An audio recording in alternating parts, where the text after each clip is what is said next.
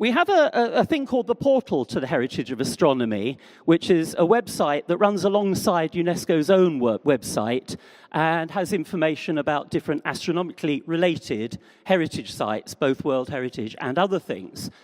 And one of the things that we've done for the IAU 100, and it was just launched last week, is to launch a project called Places Connected to the Sky. Because for me, heritage is not just about the big World Heritage sites. It can work on all levels. Heritage is about the communication that a place gives an individual person, and that can be on a very small level. And so we're encouraging people from all over the world to put forward their own heritage places, maybe small and local ones, maybe larger, and then we're going to put them on the portal alongside the official sites. You just bring them up with an extra button. Of course, we are going to get, and already are getting, a number of small observatory sites.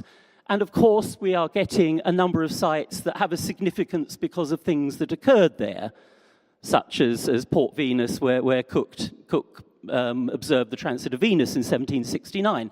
This is to be expected, but what interests me most about this project is the different ways in which places can be connected to the sky.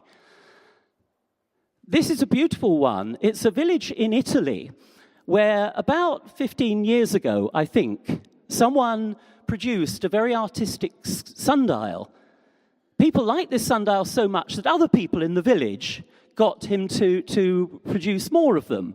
And after a few years, there were several around the village. And after that, it introduced a competition, and other people got involved. And every year now, there is a competition. People build more sundials, and they have a competition for the best one. And now there are over 100 sundials in this little village, and it's become a tourist attraction in itself. And I think that's a beautiful way that this village has become connected to the sky.